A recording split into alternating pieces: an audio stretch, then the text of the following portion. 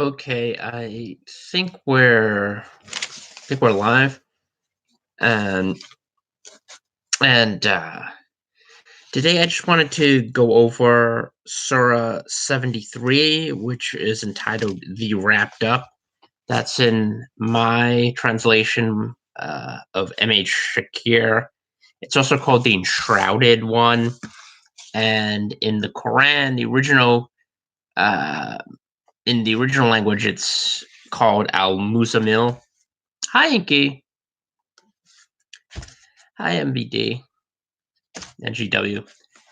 Um, and I just want to show you before I started. I want to show you one of the ads. I don't know if people outside of New York City know what I'm talking about, but this is one of the ads that you would see in the free daily newspapers they have here, AM New York or Metro.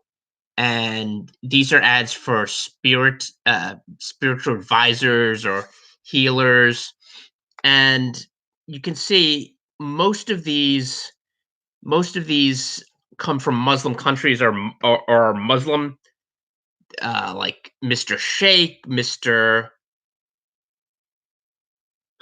excuse me, Mr. Sheikh, Mr. Sharif, Mr. Sheikh Salam. A couple of them are Hindu. Uh, you can tell by the fact that it says Pandit, which is a Brahmin, a scholarly Brahmin. So there are a couple of Hindus, but most of them are from Muslim, mostly West African countries. And you see those. Uh, some of them are claimed to be mediums. Some of them are psychic. Like it says here, Professor Batu at the top. It says it describes him as a love expert. I bring back loved ones. So he is a medium, but it also says the most powerful African psychic. But then you have other African psychics and mediums here. For example, Mr. Serene, and let me see who's Mr. Sharif, Mr. Sheikh Salam, Professor Kareem. Don't suffer in silence. Seek help from Professor Kareem for all your issues, like immediate return of loved one. So yeah, these are mediums, but they also promise releases from spell, black magic specialist, good and bad luck, evil influence protection, court case and exams and immigration, unknown disease, family issues, etc. I guess the etc. covers everything under the sun. So whatever problems you have or you can imagine. Um, but uh, yeah, Pandith Ganesha. So there are obviously there are a couple of Hindus, but most of these people you see are Muslim, usually West African or South Asian slash Bengali. So they come from Muslim nations originally, and I just brought this up to because we did the Surah on the Jinn, and Islam took root in a lot of these countries. A lot of them, a lot of the beliefs and practices that existed were blended in a sort of syncretic way, but they also adopted a lot of things from Islam that were pagan in nature, like jinn. So you see that even though you don't see it in those particular ads, you see people who promise to get rid of jinn, and there have even been people who've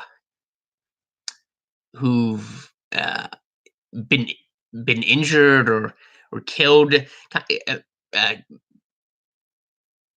uh, by seeing these people, and you see this a lot in countries like Indonesia or Malaysia or West Africa. It's very widespread in Africa, although it's not restricted to Islam. Like I pointed out, there are Hindu versions of this, but the fact that it's so widespread in Islamic countries kind of indicates that it's not the strict monotheistic religion that Muslims would lead you to believe. And a lot of the practices, even though some of the practices are originate in those regions, things like that come from Islam. The idea of jinn and all of these seemingly pagan ideas. Anyway, I just wanted to bring that up before we started this surah. Like I said, the surah is entitled "The Wrapped Up" or "The Enshrouded One," Al Muzamil, and it refers to the fact that Muhammad was supposedly cloaked during his night prayer, and the night prayer is the focus of this surah. And the interesting thing about this surah is that it shows the malleability of Islam. This idea that Islam was derived from God. You can kind of pick it apart when you actually look at some of the adaptations that were made very early within the Islamic movement within Arabia. So it begins, O you who have wrapped up in your garments, rise to pray in the night, accept a little, half of it, or lessen it a little, or add to it, and recite the Quran as it ought to be recited. Surely we will make a light upon you a weighty word. Surely the rising by night is the firmest way to tread and the best corrective of speech. Surely you have in the daytime a long occupation. And remember the name of your Lord and devote yourself to him with exclusive devotion. And the thing is, the night prayer in Islam entailed reciting the entire Quran. This surah is divided between Mecca and Medina. So in the beginning, you could recite the entire Quran during the night as it was being compiled, but that got progressively more difficult. And once you got past ayah 20, it became pretty much impossible for you to do this in the night and then go to sleep and wake up. So before this revelation to Muhammad, Allah supposedly shortened it and decreed that you don't need to do that during the night. So this is another one of those contingent revelations that Muhammad had, something that was supposedly an edict from Allah, who Muslims believe to be God, was all of a sudden changed when it was inconvenient or somehow posed an obstacle to the dissemination of Islam. So you had something that was a prescriptive for Muslims completely changed when it became too difficult. So again, it just shows you the malleability of Islam and the idea that it's revealed by God is so ridiculous when you actually stop and examine it. Um, yeah, well, the thing is, you have here in this surah, if you look at the context, the it was Muslims were required to recite the Quran at night, but it became impossible when the Quran became too long, so Allah changed that rule. And it belies the notion that Islam is somehow that the Quran was somehow revealed by God. When you look at these things, well, some of them are little details, but again, this I don't look at this as insignificant detail. When you claim that this book is revealed by God, that it's somehow pre-existent, and you have these things that completely change, like this, or like Muhammad being able to have additional wives, or have intercourse with his sex slaves. or 100 other things that most rational people would it would lead them to the conclusion that the Quran is not divine. So in 8 it says, "And remember the name of your Lord and devote yourself to Him with exclusive devotion, the Lord of the East and the West. There is no God but He. Therefore, take Him for a protector and bear patiently what they say and avoid them with a becoming avoidance." And this surah was directed at the Quraysh, Muhammad's tribe, who again were his most um, most persistent adversaries and the most resistant to any sort of message that he had. And in 11 it says, "And leave me and the rejectors, the possessors of ease and plenty, and respite them a little. Surely with us are heavy fetters and a flaming fire, and food that chokes and a painful punishment. On the day when the earth and the mountains shall quake, and the mountains shall become as heaps of sand let loose. Surely we have sent you an apostle, a witness against you, as we sent an apostle to Pharaoh." Now, this is another one of the surahs, like the last few, that is focused on Islamic eschatology and the punishment that awaits people who reject Muhammad, like the Quraysh. And again, it's a little odd that you have this as part of the Quran, part of the permanent Quran. This tribe that was supposedly um, Muhammad's, eternal opponent, and then all of a sudden, once they accepted Muhammad to Mecca, they became Muslims. So it's a little anachronistic, but we'll pass over that. But it's focused on Islamic eschatology, and again, he has the comparison to the Pharaoh, and the Pharaoh's opposition to Jews, not allowing Israel to be released from captivity. And you see these comparisons throughout the Quran between the Muslims and the Jews in Egypt. But again, I just like to emphasize the fact that there really aren't any real there's no real linkage between the people who followed Muhammad and Israel. From a biblical perspective, they're not really similar in any way. Muhammad tried to graft Muslims onto this biblical narrative, um, in order to legitimize his new religion.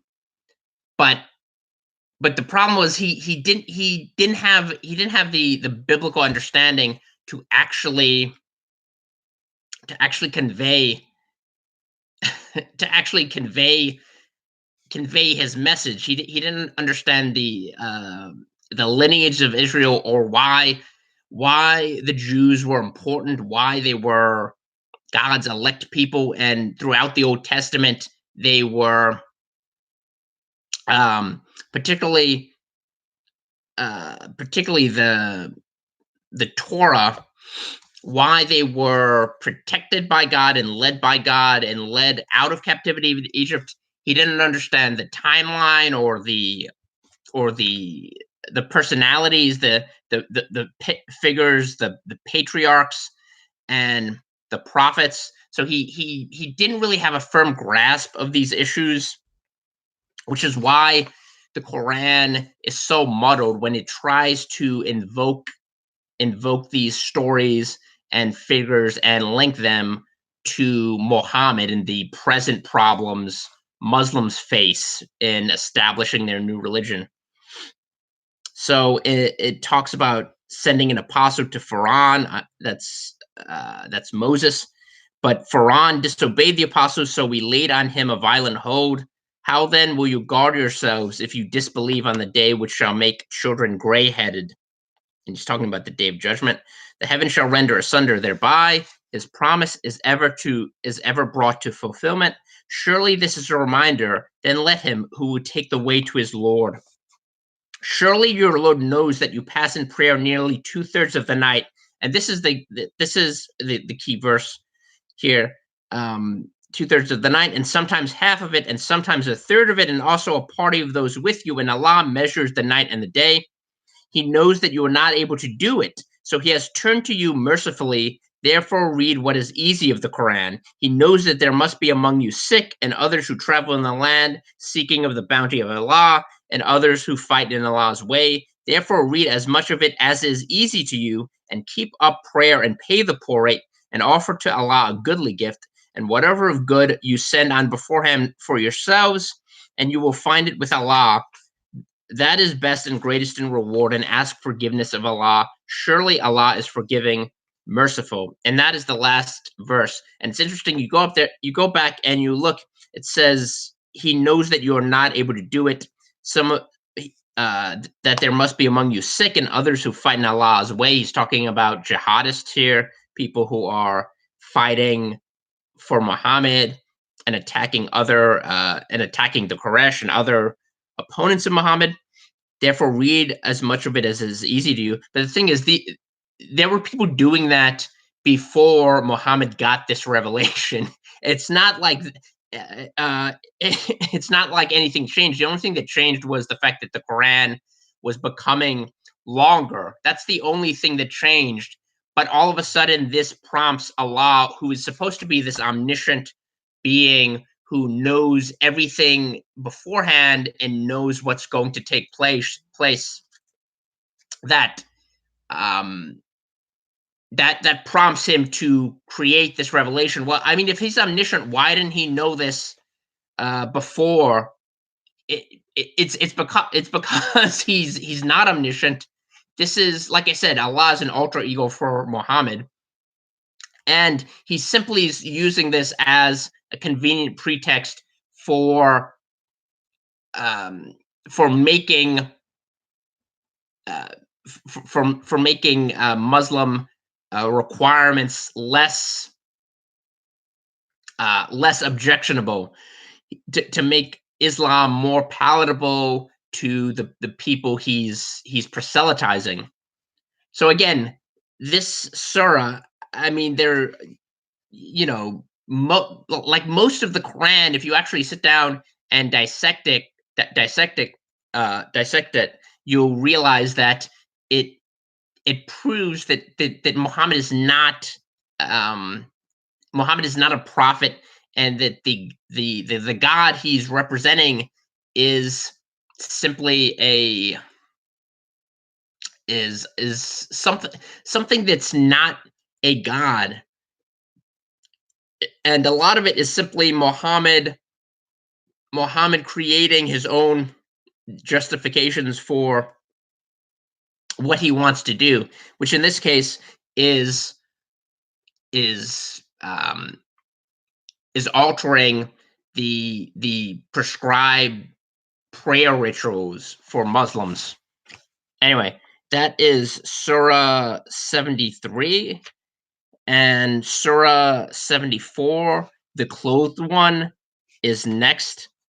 So we're in the fashion section of the Quran, and we'll be doing that in the next video. There's about 30 or 31 pages left, and like I said, hopefully we'll get this wrapped up, no pun intended, sometime before the end of February. And thanks everyone for coming, all of the mods, everyone who is watching, and I will see you next time.